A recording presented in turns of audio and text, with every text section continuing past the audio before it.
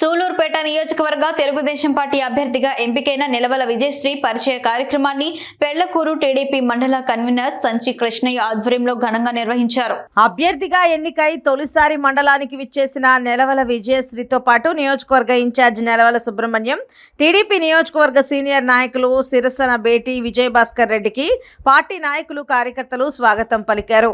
ఈ సందర్భంగా నిలవల విజయశ్రీ టీడీపీ జెండాను ఆవిష్కరించారు.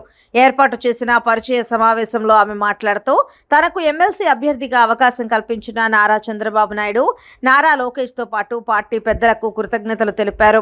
మండల ప్రజలు మీ బిడ్డగా చెల్లిగా ఆశీర్వదించి అండగా నిలవాలని కోరారు. నెలవల సుబ్రహ్మణ్యం మాట్లాడారు.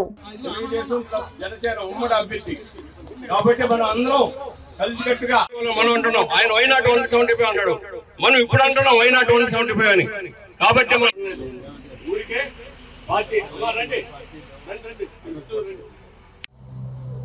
మరి ఈరోజు నా కుమార్తె నిలవల విజయశ్రీ మీ ఆశీర్వాదాల కోసం మీ ముందుకు వచ్చింది. మరి గత 10 రోజుల నుంచి కూడా వాళ్ళ అన్నయ్య నిలవల రాజేష్ వెంట పెట్టుకొని అందరు నాయకుల దగ్గరకు తీసుకెళ్ళడం కూడా జరుగుతూ ఉంది. మరి తప్పకుండా మీరు ఆశీర్వదిస్తారని, మరి నన్ను ఏ విధంగా మీరు అభిమానించి ఆదరించారో నా కుమార్తె కూడా అదే విధంగా ఆదరించాలని చెప్పని కూడా కోరుకుంటూ సెలవు తీసుకుంటాను.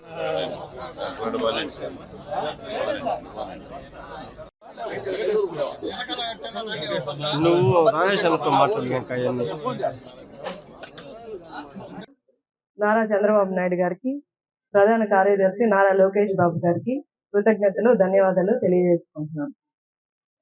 అభ్యర్థిగా మీ ముందుకు వచ్చాను. మీ బిడ్డగా చెల్లిగా నన్ను ఆశీర్వదించి అధిక మెజారిటీతో గెలిపిస్తారని కోరుకుంటున్నాను. వరకు మీరు విస్మరించద్దు.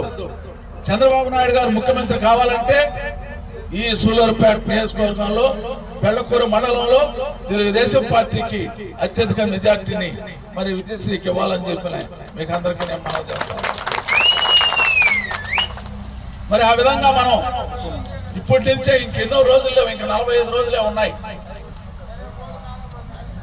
మనం గ్రామంలో ప్రతి ఒక్క ఓటర్ని మీరు కలుసుకొని తెలుగుదేశం పార్టీ తరఫున ఓట్లు అందించాలి. 2014 నుంచి 2019 వరకు చంద్రబాబు నాయుడు గారు ఏ విధమైన అభివృద్ధి కార్యక్రమాలు చేశారో అవి గ్రామాల్లో వివరిస్తే చాలు.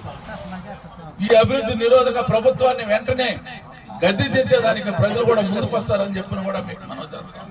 అభివృద్ధికి మారిపోయారు చంద్రబాబు నాయుడు గారు అయితే వైఎస్ జగన్మోహన్ రెడ్డి గారు అని చెప్పిన కూడా ఒకటి కాదు, 2 కాదు. ఈ రాష్ట్రంలో ఎస్సీలు వంచిన వ్యక్తి,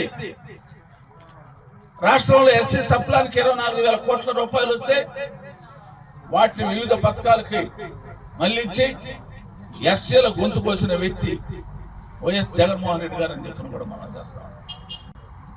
అదేవిధంగా బీసీల కార్పొరేషన్లు 56 కార్పొరేషన్లు ఏర్పాటు చేశాడే కానీ ₹1 కూడా బీసీ కార్పొరేషన్లకి కేటాయించిన దాఖలాలు లేవు.